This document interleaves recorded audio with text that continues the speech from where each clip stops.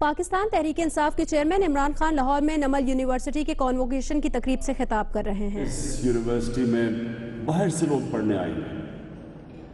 یہ وہ یونیورسٹی بنے گی اور نالج سینٹر جس میں ریسرچ ہوگی، جس میں ہم اپنے ملک میں جس طرح آکسفورڈ اور کیمبرج دو یونیورسٹیز نے برطانیہ میں ہر شعبے میں لیڈرز پیدا کیے، سائنٹسٹ، پرائم منسٹرز، سپورٹس مین، انجینئرز، ہر جگہ نوبیل پرائز ونرز، دو یونیورسٹیز نے اور خاص طور پہ آکسفورڈ نے دنیا میں اس اپنے ملک کے لیڈرز پیدا کیا جنہوں نے ساری دنیا پہ ایک وقت پہ حکومت کی۔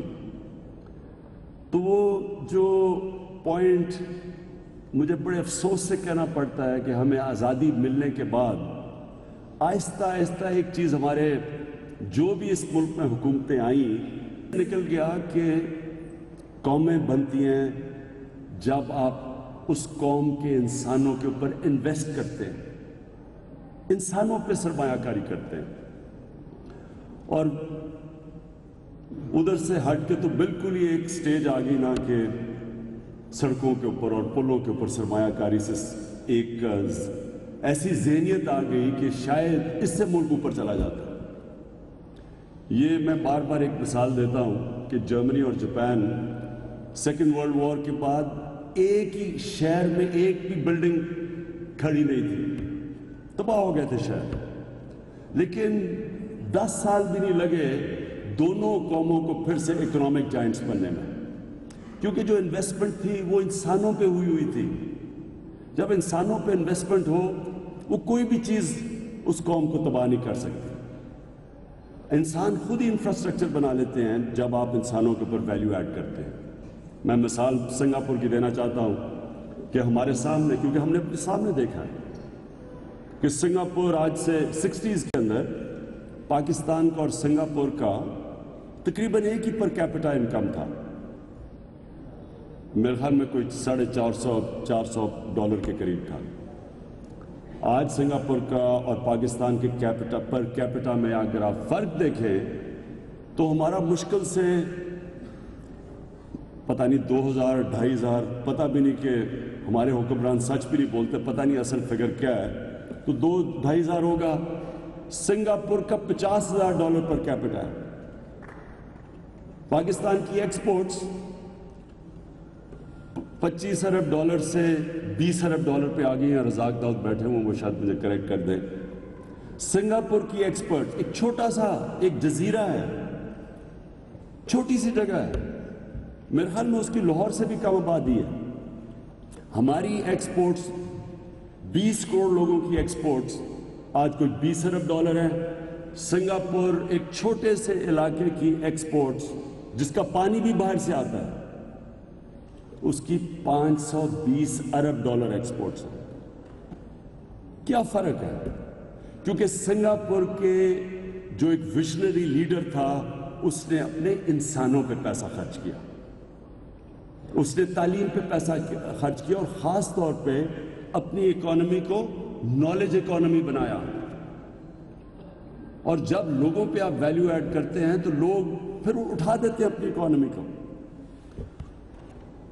ہمارا بدقسمتی کہ ہم نے ابھی بھی میں دیکھتا ہوں کہ پروجیکٹس بنتے ہیں اورنج ٹرین کی طرح، جبکہ ہمارا 2.5 کروڑ بچہ سکولوں میں نہیں ہے۔ تو یہ صرف ایک ذہنیت کی میں آپ کی بات بتا رہا ہوں۔ اور ہم نے یہ نمل یونیورسٹی جو ہم نالج سٹی کی بات کرتے ہیں، یہ ایک وہ خواب ہے کہ جو چینج کرے گا پاکستان کو، کہ ہم ایک انشاءاللہ اس کو، یہ جو آپ کے سامنے میں نے کہا بھی تھا کہ یہ اس کا پورا آگے ویژن دکھائیں کہ کیسے یہ ابھی ایک سکول ہے اور یہ ایکسٹینڈ ہوتا جائے گا، اور انشاءاللہ ہر سال ہم کوشش کریں گے اس کو ایکسپینڈ کرنے کی، اور یہ ایونچولی پاکستان کی نالج سٹی بنے گی، جو اور ایسی جگہ پہ ہے کہ پاکستان کا خوبصورت ترین علاقہ ہے۔ یہ بھی ضروری ہے کیونکہ پڑھنے کے لیے انوائرمنٹ چاہیے۔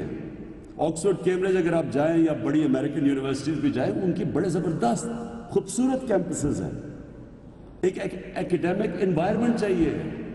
یہاں جو اب میں دیکھتا آ رہا ہوں کہ پیسے بنانے کی دکانیں بن گئی ہیں ایجوکیشن انسٹیٹیوٹس. نالج تو یہ تو سب سے سپریم چیز ہے. یہ تو ایک آپ اللہ کا کام کرتے ہیں کہ جب آپ علم کے پیچھے جاتے ہیں.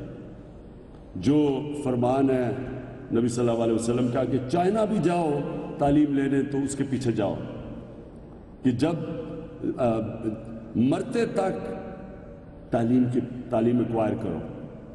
تو یہ ایک بہت یہ یاد رکھیں کہ یہ ہماری جو مسلمانوں کی ایک وقت پہ 700 سال تک جب دنیا کی عظیم پاور بنے تھے تو اس کی بنیاد رکھی گئی تھی. نبی صلی اللہ علیہ وسلم نے جنگ بدر کے بعد ایجوکیشن ایمرجنسی دی تھی کہ وہ مکے کے قیدیوں کو یہ کہا کہ تم اگر 10 مسلمانوں کو پڑھا لکھا دو تو تم آزاد ہو, پیسے کی بھی ضرورت نہیں ہے. حالانکہ وہ پیسے سے ہتھیار خرید سکتے تھے, لیکن انہوں نے تعلیم کے اوپر زور دیا. اور اس کے بعد جو ان کی انسپریشن تھی 700 سال تک سارے ٹاپ سائنسدان مسلمان تھے. ہم نے وہ واپس لے کے آنا ہے. یہ ملک آگے بڑھے گا جب واپس سب سے زیادہ زور تعلیم پہ جائے گا. اور یہ جو نمل یونیورسٹی ہے, یہ میری خواب ہے کہ یہ وہ یونیورسٹی بنے گی جو پاکستان کا ایجوکیشن اور نالج سینٹر بنے گا انشاءاللہ. اور جب میں یہ بھی کہہ دوں کہ جب میں فارغ ہو جاؤں یہ پیناما اور یہ جو پولیٹکس ہے, تو میں بھی انشاءاللہ آگے اس پر نمل کے اوپر پورا زور لگاؤں گا جب بھی میں فارغ ہوں. اب اسٹوڈنٹس کے لیے میری کیونکہ آپ نے اب گریجویٹ کیا, آپ آگے جانا ہے, تو میں آپ کو صرف 2-3 چیزیں بتانا چاہتا ہوں, جس طرح وائس چانسلر صاحب نے بھی آپ کو بتایا کہ کیا چیزیں آپ کو جب زندگی کو دیکھیں گے تو آپ نے کیسے دیکھنا ہے. 2 طرح زندگی کو دیکھتے ہیں. یہ یاد رکھیں 2 طرح کی ایٹیٹیوڈز ہوتی ہے زندگی میں. ایک ہوتی ہے کہ جب بھی میں کچھ اپنی خواب کے پیچھے جانا چاہوں, سب کی خواب ہوتی ہے, کوئی نہ کچھ خواب ہوتی ہے کہ میں یہ کرنا چاہتا ہوں, لیکن ایک کامیاب ہو جاتا ہے اور ایک نہیں کامیاب ہوتا. وہ 2 مائنڈ سیٹ ہوتے ہیں. ایک مائنڈ سیٹ ہوتا ہے کہ میں اگر اس خواب کے پیچھے جاؤں تو میں فیل نہ ہو جاؤں, اور ایک مائنڈ سیٹ ہے جو کہتا ہے کہ میں کامیاب ہوں گا. ایک ہار سے ڈرتا ہے اور ایک اپنے خوف کے اوپر قابو پا جاتا ہے. کامیاب ہمیشہ وہی ہوتا ہے جو کہ ہارنے سے نہیں ڈرتا.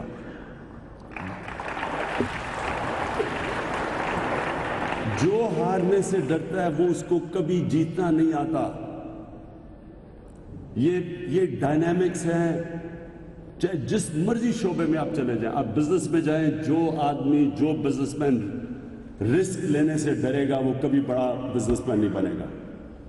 جو لیڈر تو بنتا ہی وہ ہے جو کہ بڑے بڑے رسک لیتا ہے. کوئی بھی لیڈر آپ دنیا میں دیکھ لیں جس نے کوئی بڑا کام کیا ہو, یہ ہم چھوڑ دیں کہ انہوں نے ان کے اوپر ویلیو ججمنٹ نہ پاس کریں, صرف یہ دیکھ لیں کہ وہ کامیاب ہوا تھا یا نہیں ہوا تھا. جدھر سے شروع کریں, جنرل سے شروع کر لیں. خالد بن ولید شاید دنیا کی تاریخ میں ایسا جنرل آیا ہی نہیں. خالد بن ولید اور آپ دیکھیں تو وہ جب بھی ان کی جنگیں ہوتی. لاہور میں عمران خان نمل یونیورسٹی کے کانووکیشن سے خطاب کر رہے ہیں. ان کا کہنا ہے کہ اس یونیورسٹی سے بیرون ملک سے لوگ آ کر پڑھیں گی. قومی انسانوں پر سرمایہ کاری کرنے سے بنتی ہیں.